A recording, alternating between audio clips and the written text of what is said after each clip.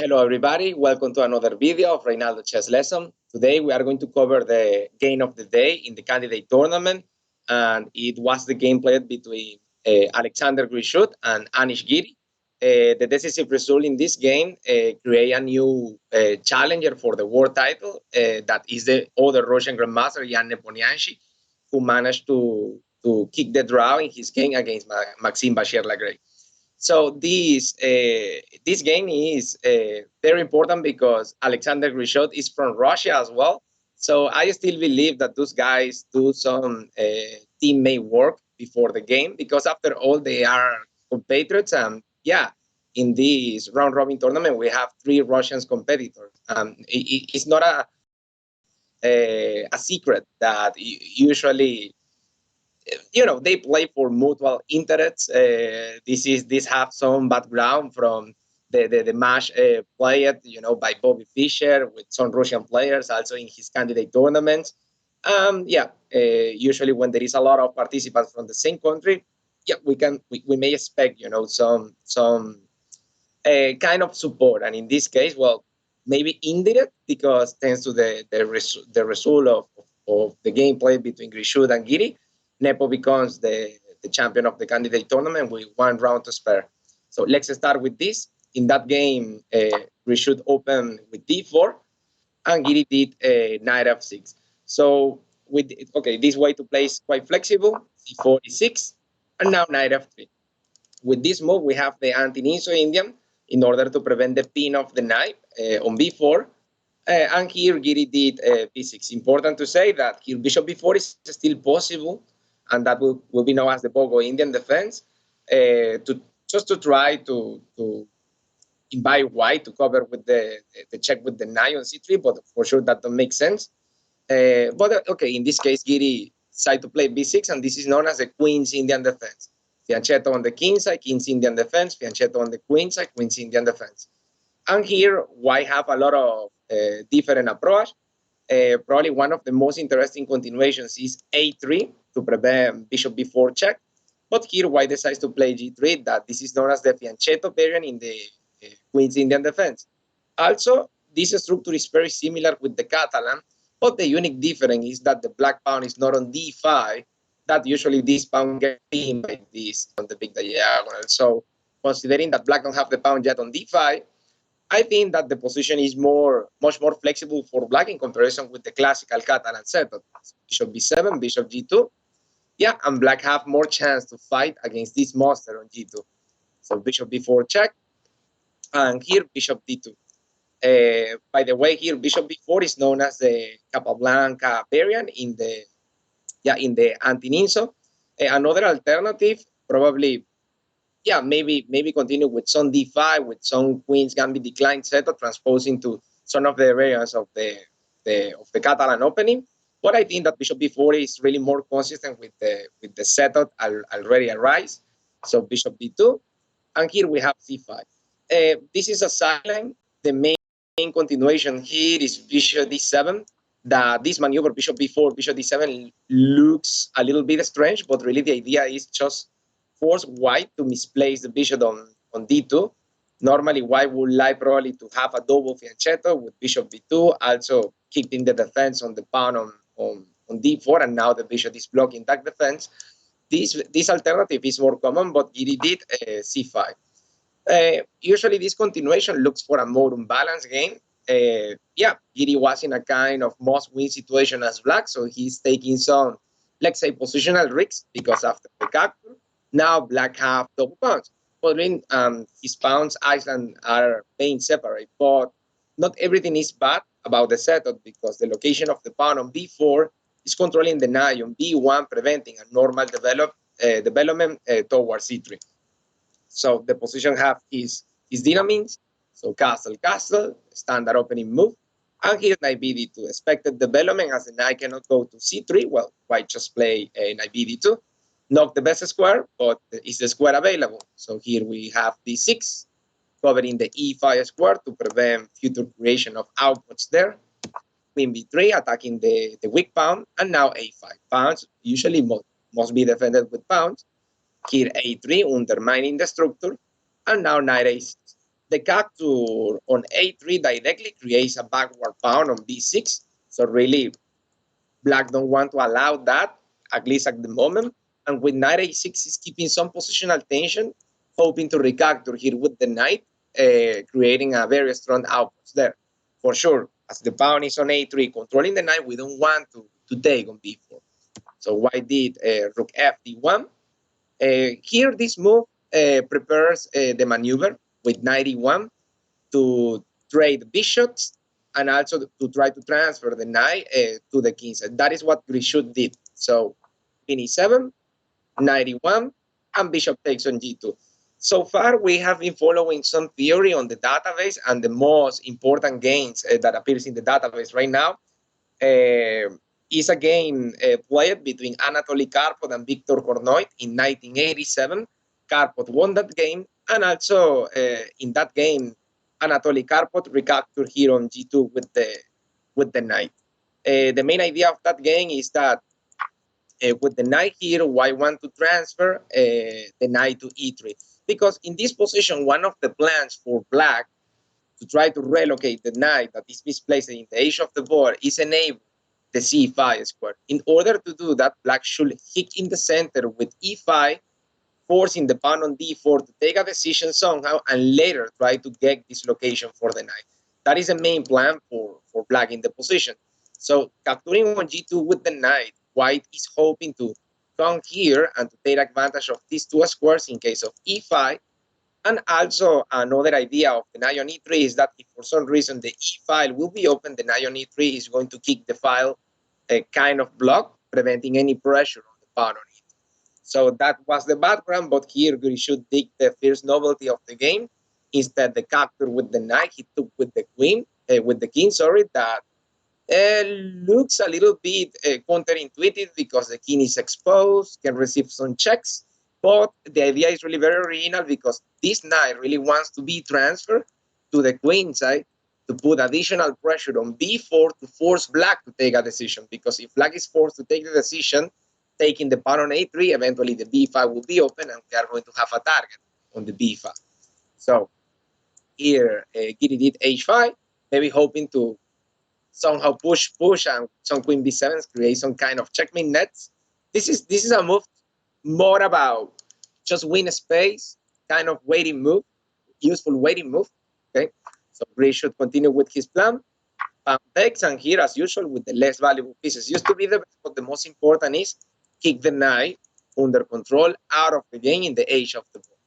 Rook A, B, A. Here we have e4. We should grab some space in the center. Now, finally, black did this thematic central reaction with e5. As I told you before, the idea of the move is try to create some central tension between these two pawns, hoping to enable the c5 square for the knight someday. But okay, really, white is not forced to capture, and as usual, something good to do is kick the tension. So we should did here queen d5, black did knight c7, and here in this position, probably for black is a little bit more consistent, capture the pawn on d4 in order to finally enable the c5 square for the knight. So white, in case of this capture, white can recapture here with the knight or with the queen, as I mentioned before. Both options are good. The capture with the knight allows to take the outputs on f5, and the capture with the queen will be centralized there in a safe location. But okay, Giri did knight c7. Here, well, somehow the knight on a6, the knight on c7 in both locations, knight seems to be misplaced. So he's looking for transfer the knight to b6 in order to have a more centralized location. Rook a b1, pressing the backward pawn on b6, and here knight e6. The knight is more centralized, really putting additional pressure on the pawn on d4, but don't look like black really is interested in trade the knight, because part of the idea of this is try to enable the c5 as well. So rook b5, white gets the outputs, preparing double rooks along the semi-open path. Rook f ea, and here we have h4. This the idea of the move is just fix the flank, okay, and also prevent that black win more space and kind of waiting. Also here, for example, rook db1, sorry, is interesting, but at the moment we don't know what is going to happen these pawns in the center of the board, so white wants to keep some pressure along the d file as well. So useful weighted move. Black did the same. And finally, here we have f3, and a small improvement, reinforcing the center, controlling the knight on f6. Here we go with knight d7. Now, knight f1. White is trying to relocate the knight, looking for the new outputs on d5. And finally, black is the first one who relieved the tension, taking the pawn d5. White reductor with the knight. Here we have knight e5, attacking the queen. Queen e2 to square away. Knight takes e4. Rook takes. And here we have a knight c6 attacking the rook. This is a forced move. White is ready to put pressure in these 2 pawns, and really a passive defense in those kind of positions where we have backward pawn used to be very difficult. Black have to look for active defense that basically will be create some kind of counterplay in his semi-open file as well. Here, one of the best moves in the position is rook ECA, because this rook really is kind of blocked. The other one is defending the backward pawn. So here, black is hoping to probably create some counterplay on the pawn. But after rook knight c6, we have rook d1, queen e6. Dubious move according to the engine, but really is perfect playable. By the way, at the moment, white have a solid advantage of +1, mostly positional. So 93, white is ready to take the outputs, and here Giri did 97. Well, as we have commented before, the knight square away is a little bit misplaced. Maybe he was concerned about the creation of the outputs, and he was trying to train knights, but for sure, white will not get the outputs yet. So queen d2. The pressure over these 2 backward pawns is too annoying. And also now, probably the pressure of white backward pawn is not effective because the knight is defending it. So this knight is very well placed.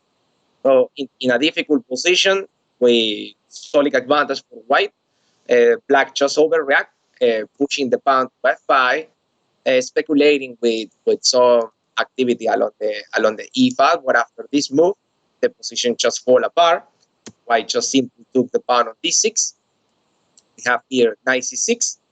And now pawn takes on f5. This is probably the most direct way to consolidate.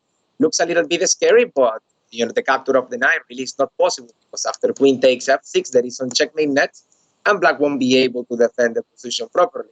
So we have pawn takes, queen takes e6, simplifications, and now start the phase of the consolidation. The advantage. Knight takes on f5, and here we have an endgame with 2 pawns of disadvantage that really at this level, without any kind of counterplay, the position is already decided.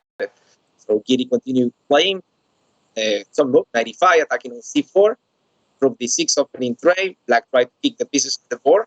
Rook d4, okay, backward move, protecting c4, and also just to see what black is going to do. So knight c6, and here rook d2. This move is not the best one. Really, probably, according to the computer, this will be a kind of blunder because the advantage drops from +8 to +4. But the idea of the move is just cover the second one to prevent any unnecessary counter. Really, it's a very solid way to play. Rook b d8, trades are good for white. So they take. Now rook d5, offering more trades, and really the way how Grischuk handle the position with the decisive advantage is quite instructive, because he just simplify everything. Okay, accepting this knight endgame, but now white king can be centralized. Okay, this move is very important, hoping to stop any mobilization of black queenside majority, prophylactic move. At the moment, black don't have any way to support b5 with this knight. So king f8, king f2. Now white just blocks the pawns, keeping this barrier, so the pawn on d5 is pretty safe. And in case that the pawn is attacked, white can just push. In case of the trade, the white inside majority is superior than black inside majority. So king f6, king f3, king f5, check. And here we have king e4, so white keep proving his position without risks. King d4, knight d5, keeping the blocking on the queenside majority for black. King f6, knight c3, 94. Okay, well, with all those long maneuver, uh, yeah, for example, white in a very tricky way is inviting black to push the pawn. There is a fork here taking the pawn. So in 64, white started to mobilize some majority as well. And here, after b5, in a desperate try to mobilize the queen side majority, finally, Grischuk took this move, knight c5, and as soon as white removes the last blocker, this pawn is going to advance on the motion, and after knight c5, finally, Giri decided to resign. In the other game, Nepo makes a draw against Maxim. With those results, we have the perfect combination in order to have the new challenger for the title against Magnus Carlsen. Yeah, the Russian war was done. Finally, we have the new challenge. So, well, guys, with this, we finish with the analysis and comments of the game of the day. Thank you very much for watching. Hope to see you in a new video. Tomorrow will be the last round on the tournament. And let's see if we have some interesting game to cover. For sure, maybe we will have. So take care. Don't forget like and subscribe. Share with your friends. Hope to see you soon. Bye.